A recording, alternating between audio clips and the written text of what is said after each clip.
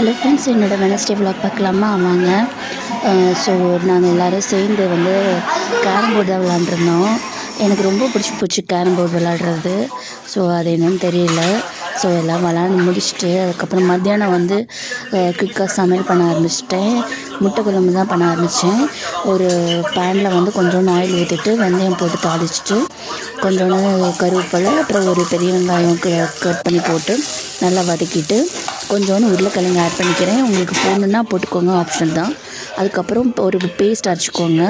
தேங்காயும் சோம்பு இதெல்லாம் போட்டு நல்லா அரைச்சி அந்த பேஸ்ட் ஊற்றிட்டு அதுக்கப்புறம் வந்து மசால் பொடியெல்லாம் போட்டுட்டு தேவையான அளவுக்கு தண்ணி ஊற்றி அரைச்சி வச்சுக்கோங்க. அதை வந்து ஊற்றிட்டு நல்லா கொதிக்க விட்டுக்கோங்க. சைடில் பார்த்திங்கன்னா நான் வந்து கோவக்காய் பொரியல் தான் பண்ண போகிறேன்.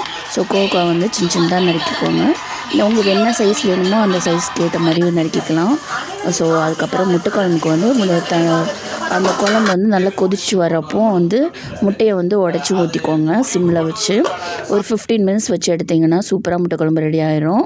சைடில் பார்த்திங்கன்னா ஒரு ஸ்பூன் வந்து ஆயில் ஊற்றிட்டு தாளித்து விட்டுட்டு வெங்காயம் போட்டு தாளிச்சிட்டு கோவக்காய் போட்டு நல்லா வதக்கிட்டு மசால் பொடியெல்லாம் போட்டு ஆட் பண்ணிவிட்டு ஃபைனலாக வந்து நீங்கள் வந்து தேங்காய் துருவல் ஆட் பண்ணிங்கன்னா சூப்பராக ரெடி ஆயிரும். ஸோ முட்டை குழம்பும் ரெடி ஆயிடுச்சு. கோவக்காய் பொரியலும் ரெடி ஆயிடுச்சு. ஸோ எனக்கு இன்றைக்கி லஞ்சுக்கு வந்து எங்களுக்கு இதான். ஸோ சூப்பராக வச்சு சாப்பிட்டுட்டு கொஞ்சோண்டு வந்து கஞ்சி தண்ணி இருந்ததா, ஸோ அதை வந்து கொஞ்ச நேரம் வந்து குடிச்சிட்டு இருந்தேன். ஸோ அது குடித்தா கொஞ்சம் எனர்ஜியாக இருக்கும்ன்ட்டு ஈவினிங் டைம் போல் வந்து அப்போ தான் வந்து ஹேர் வாஷ் பண்ணியிருந்தேன். ஸோ அதனால் வந்து தலையை வந்து கொஞ்சம் காய போட்டிருந்தேன். நான் எப்பயுமே தலையை வந்து நல்லா காய போட்டு தான் வந்து எல்லா ஒர்க்கும் முடிப்பேன். ஸோ அது காஞ்சதுக்கப்புறம் தான் பின்னுவேன்.